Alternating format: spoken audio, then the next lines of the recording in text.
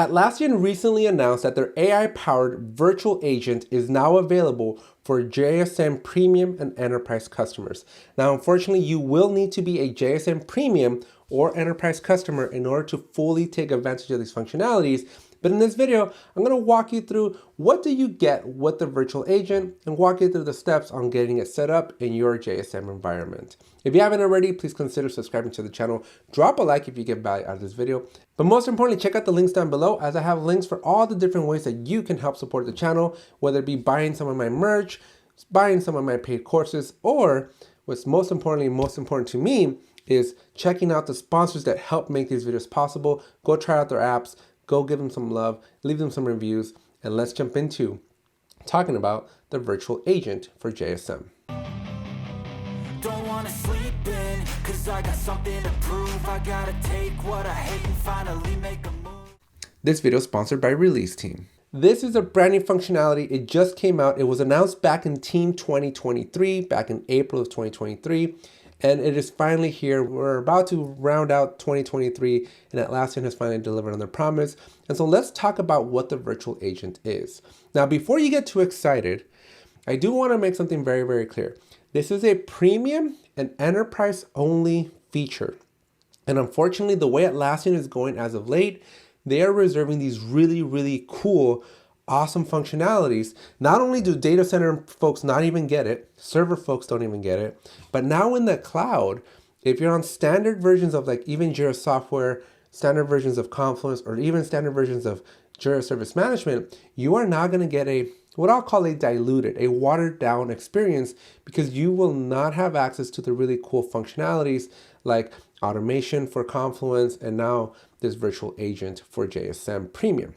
Now, in the past, I have been pretty outspoken about I don't recommend that you upgrade if you're on JSM Standard to Premium because the only real cool thing that you get in JSM Premium as of like last week was assets. And assets, I would avoid like the plague because it's probably one of the hardest, most convoluted.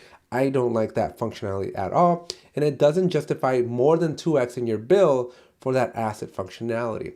But now, enter the AI-powered virtual agent. Now things might start changing for me because this is a really cool functionality. And as we're going to review in this video, it might be worth getting your bill closer to $50 a month versus the $20-something a month that it costs to have JSM Standard. So let's dig deeper into this AI-powered virtual agent and let's help make a determination. Is it enough to help us justify the cost of more than doubling our Atlassian bill? So what do we get with the virtual agent? It supercharges your service frontline by automating tier 1 support issues. So what exactly does that mean? Well, it means that the virtual agent is no way intended to basically replace your actual service team. It is not going to be there to eliminate jobs.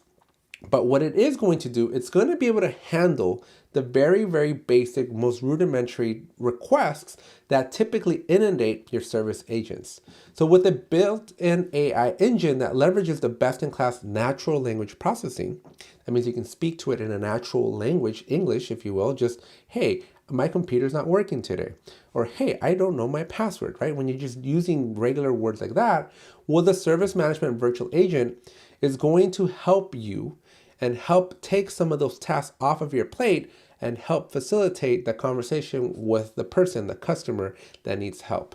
So you're going to be able to free up agent time to focus on the work that matters, right? Your team's going to be able to do the heavy lifting, the harder things, and will no longer need to do these very basic, like, well, did you restart your computer? Did you turn it off? Did you turn it back on? Is your computer plugged in, right? These are these basic tier 1, most rudimentary basic questions that you can ask that, again, most of the time are just enough to help solve like a lot of the different problems that come into your request team. So by offboarding these type of requests over to your virtual agent, your real agents, the expensive ones, they're going to be able to focus on much more critical requests that require more, cognitive brain power and whatnot. The other thing is that this agent will work 24/7 for you, right? So if you're in a global team that is requiring, help all the hours of the day, well, this virtual agent is going to be able to take those, again, tier 1 level type of questions, but it's going to be able to do it the whole 24 hours of the day.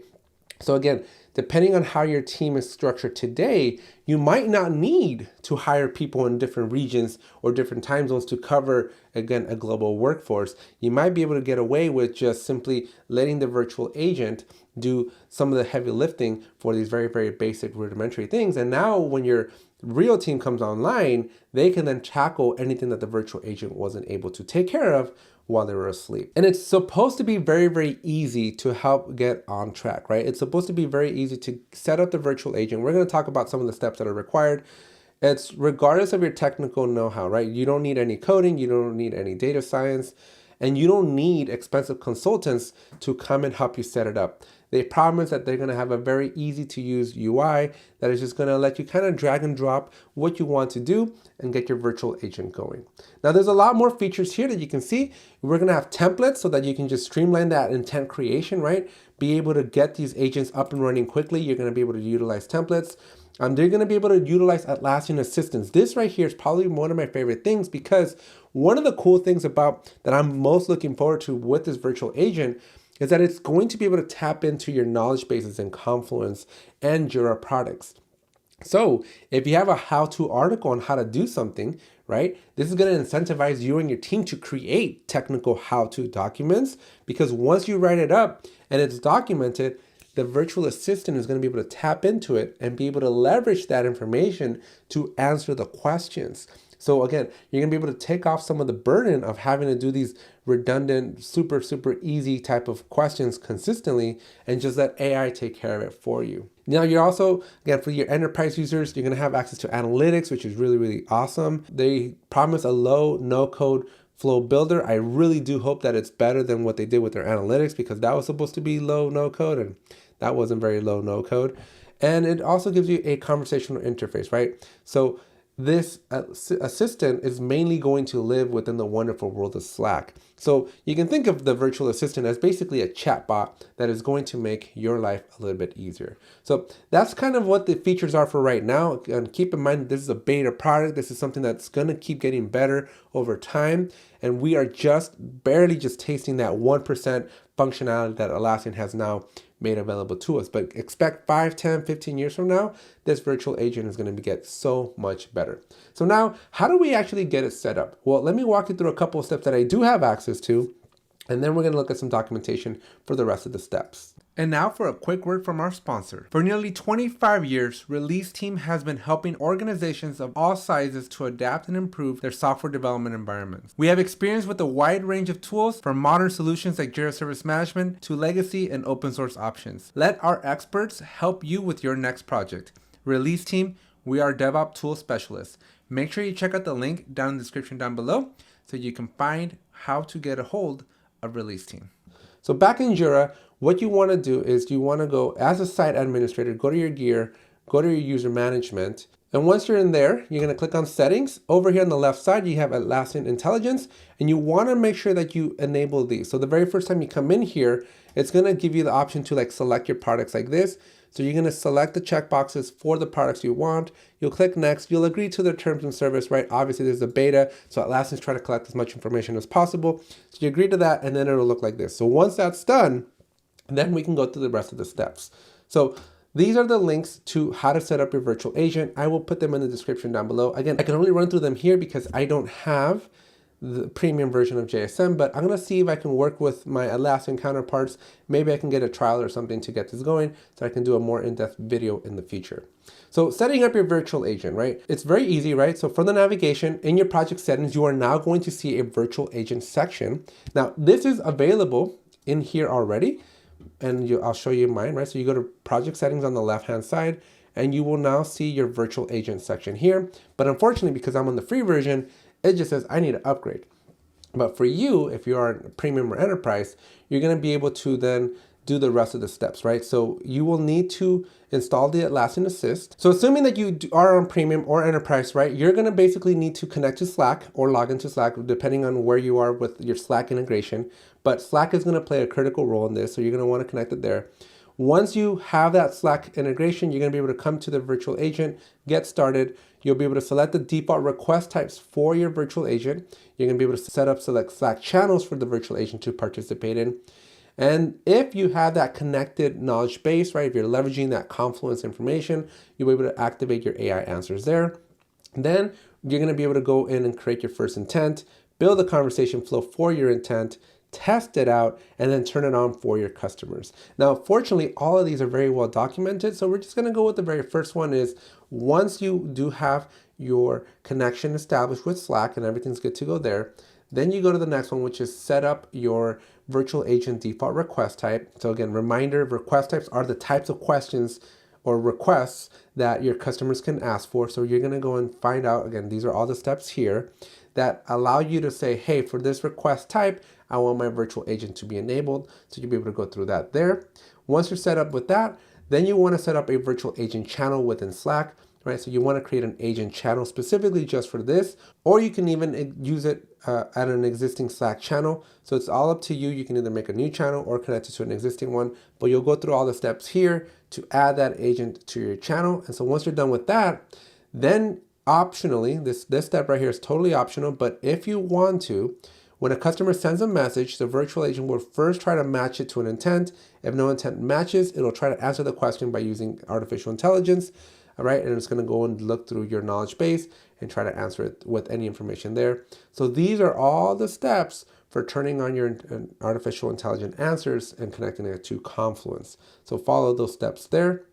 And then after that's all set up, then we really get started with our intent. Now, this is really the magic of what makes all this possible, because just having those connections are going to be great. They're going to allow you and enable you to have the utilization of the virtual agent, but without the intents, right, it's not going to do us very well. So you need to create a new intent, and these are the training phases, right? So they have ways for you to train your agent to recognize intent. We're going to be able to build that conversation flow. And I do plan on doing videos on all of this, right? I just need to get my hands on a premium version of JSM. I am going to, as I mentioned earlier, I am going to be reaching out to Atlassian to see how they can help enable this, because there's a lot happening here that I think a lot of people are going to need to know and be able to utilize. So that right here is how we set up the intents, right? So you're going to want to walk through these steps here, do the training, activating the intents, and then going through maybe some of the templates that they have available for you to set up those intents. Now, once you have the intent, then you're going to be able to do the conversation flow. And the conversation flow is going to basically let it be a guided visual of how it will respond to the messages that are coming in from your agents, from your customers. And then finally, you get to test your virtual agent. So all we got to do is go back to the settings, go into your test channel, and basically try it out there. And once it's good, once you know that's reliably able to go through that conversation flow and that intent is working, then you can turn it on in your channel and just let it do its thing. At that point, it's just going to go and supposedly it's going to make your life easier. So I know I definitely know I quickly brushed through those steps, but again, links for everything are in the description down below. So try them out. Again, I am going to be working on trying to get access so that I can do more in-depth videos, but let me know in the comment section, how hard is this for you? Because if you're struggling with it, then I want to know, because I spend all my day doing this stuff, but this is a brand new functionality, brand new features, and I'm very curious to see, without these type of videos, how effective is Atlassian's documentation? So that's it for this video. Again, we're going to be coming back with future videos on going deeper into the virtual agent. Rest assured that is coming soon. And now for a quick break to hear from our sponsor. Have a DevOps project in mind? Integrating new technologies, modernizing a legacy system, or just exploring your options? From assessments to licensing, Release Team has you covered. See how we helped the state of Colorado migrate and consolidate multiple legacy tools and processes into Jira Service Dev, aligned with the DevSecOps principles of a fast flow, continuous feedback, and high trust. Go to releaseteam.com/case study to learn more. Release Team is an Atlassian Gold Solution partner for both public and private sectors. Now back to the video. But I hope you enjoyed this video, and if you did, make sure you smash that like button. Make sure you subscribe to the channel if you haven't already subscribed. And finally, most importantly, don't forget to check out the links down below so you can find all the different ways that you can help support the channel, and check out the merch store, paid courses, and try out the apps from our sponsors. That's it for this video, and I'll see you in the next one.